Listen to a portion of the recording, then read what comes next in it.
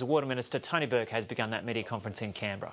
Which means that we're now through the major part of the consultation process, but we still have to have further negotiations with the states, and then ultimately later this year we have final decisions which have to be taken by me. I want to make clear that I think what has been released today is better than the documents that have come out previously. We are not yet at a point where I believe we've got documents in front of us that I'd be happy to sign off on. Where it's been a step in the right direction, the big shift there is groundwater. I've got to say I was deeply concerned, and it came out at many of the public meetings as well, with the very high groundwater numbers that appeared in the last edition of the draft plan. My concern with those really goes back to when coal seam gas projects have come in front of me for environmental approvals. And there is not a precise science as to whether or not your underground water is fully connected to your surface water or not. And I really did believe, and said at a number of the public meetings, that I felt we needed to take a more cautious approach to underground water than what was reflected in the last version of the draft plan. There's been a significant shift in those numbers today, which I think is a step in the right direction. The other thing that needs to be drawn to everyone's attention today is in one of the documents you'll find a thing called the letter of transmission. And that effectively is a message from the authority to myself and the state water ministers saying we're open to further changes depending on decisions of government on these issues. Now in there they talk about the willingness of government to do more with environmental works and measures, which is effectively a way of getting more water into the river and into the river system without necessarily having buyback as your only tool. They also talk about a willingness to look at numbers as high as 3,200 if there were a much higher commitment from government to things like on-farm infrastructure as a way of improving the environmental outcomes without actually having a necessarily increased impact on communities. The other issue they refer to is the need to unlock capacity constraints. Now, effectively, I know it's a technical water term, the capacity constraints, but what this means is it's not just to get water for environmental purposes, you need to be able to use it effectively. And at the moment, there's things like channel capacity, where if you put too much water down a channel, instead of it going down to the river, it just goes sideways. And you can't carry 7 litres of water if you've only got a 5 litre bucket.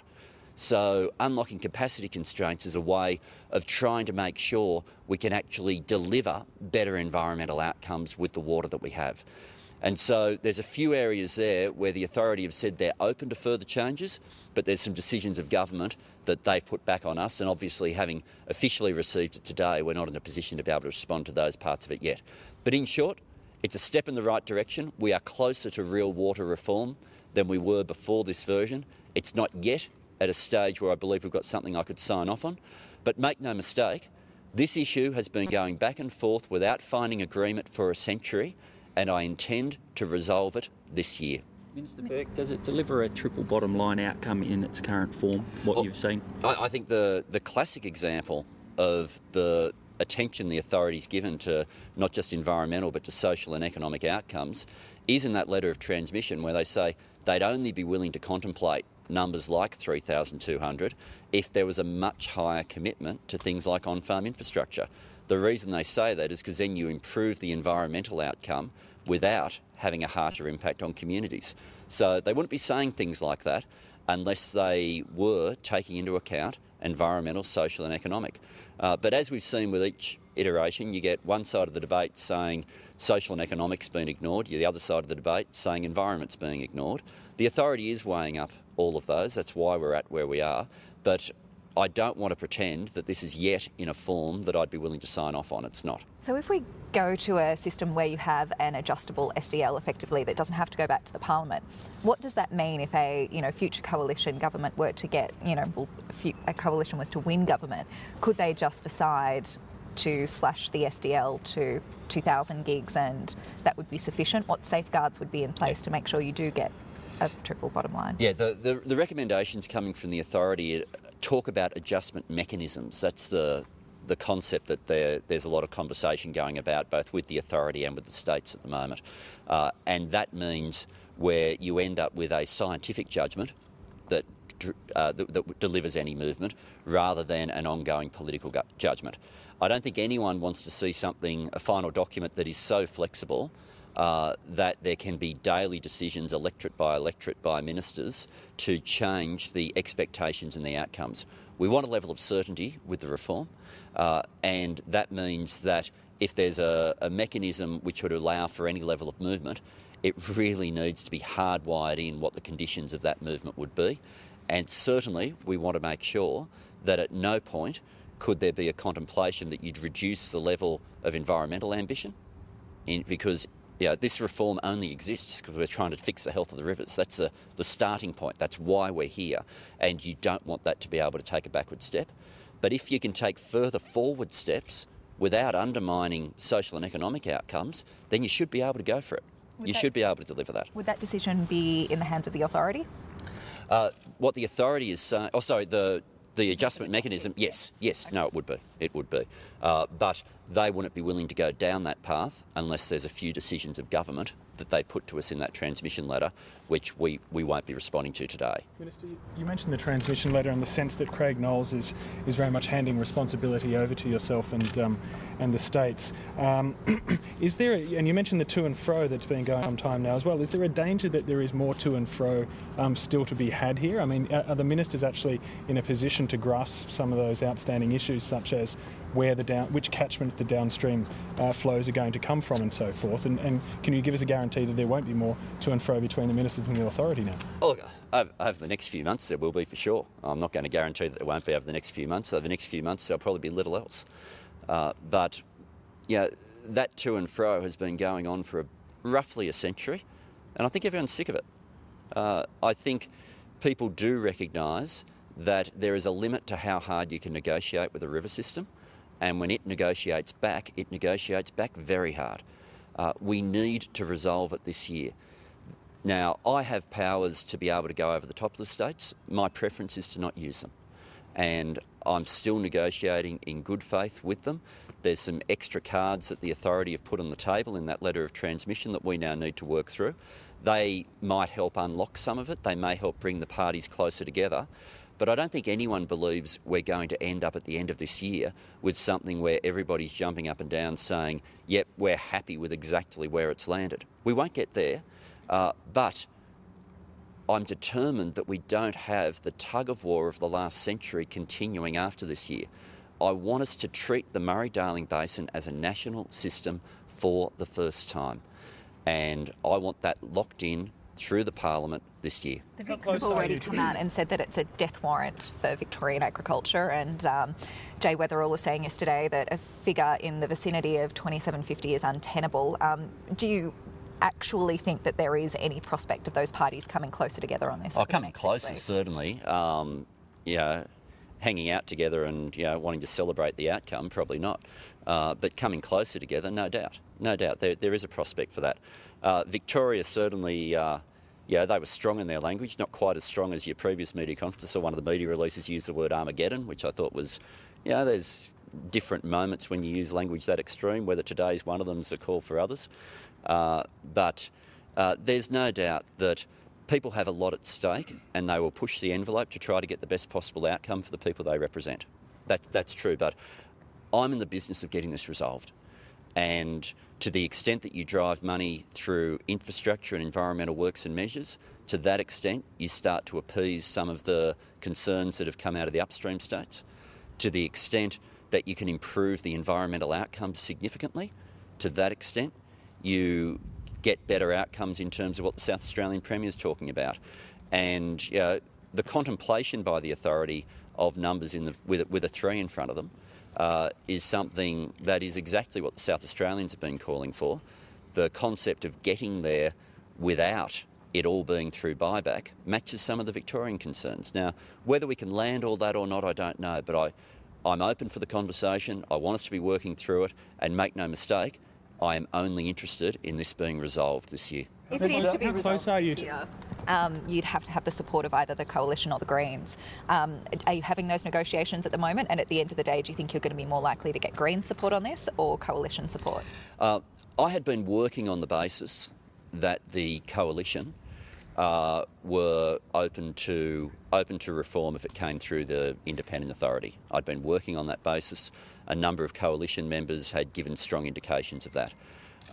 Tony Abbott, when he turned up to the Griffith meeting and people were saying this is a bad plan, the numbers are too high, said that not to worry, he would not support a bad plan. He then turned up on the step out the front of Parliament House at an event organised by the Adelaide Advertiser, where a whole lot of environmentalists were saying this is a bad plan, the numbers are too low, and he said to them, don't worry, I won't support a bad plan. Now, if the position of the Leader of the Opposition is just to set things up so that he can tell everybody he voted it down for reasons that will make them happy, then the only way to get this through is to be having talks with the Greens and the crossbench. During the course of this week, I'll be meeting with both groups separately. I'll be meeting with the crossbench and I'll be meeting with the opposition. And I'm determined that we end up with something that will get through the Parliament. But if Tony Abbott wants to keep playing a wrecking game, then there'll only be one of those negotiations that'll end up mattering. That sounded as if you were more likely to deal with the coalition. Is that the correct interpretation? No, I'm meeting with both. Minister, what certainties can you give to the Northern Basin Aboriginal Nations submission? They're asking for a cull of water licences and underground extraction in relation to coal seam gas. You mentioned economic and environmental issues. This is a religious issue for them. Their spirits under the water and the basin area, that's their religion. What kind of certainties can you give to them? There's a section of the document today, I can't draw your attention to exactly which part of it, but it's in there, in the recommendations from the authority where they refer to encouraging some of the environmental water which is held to be made available for cultural flows.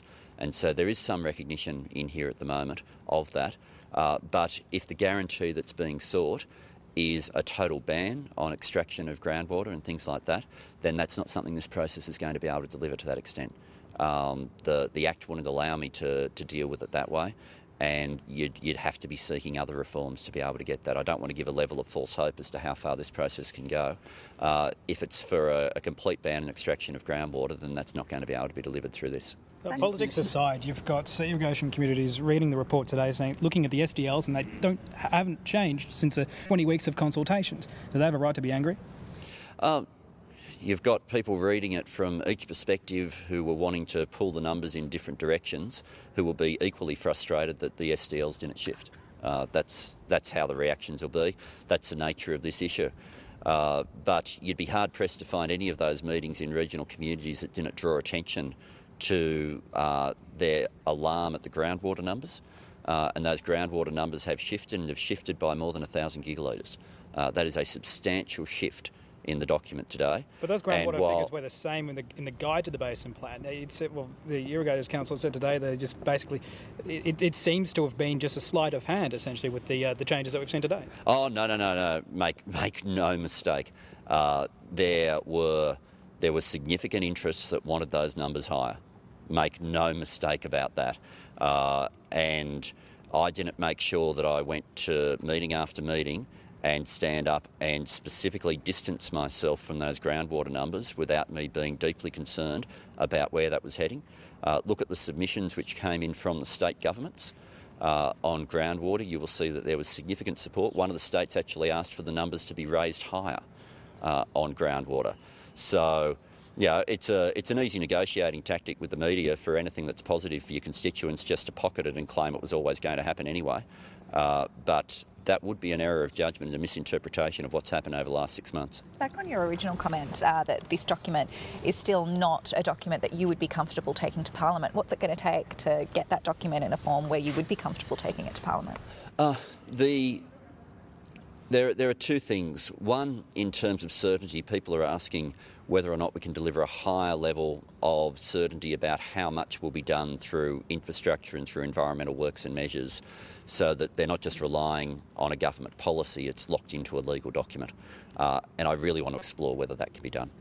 The second thing is, the starting point of the reform is to ask the question, are we through this delivering a healthy working basin?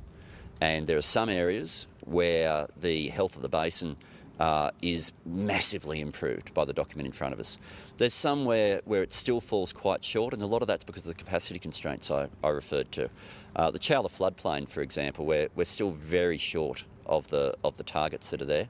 But there are other areas like Hatter Lakes where the outcomes are significantly improved.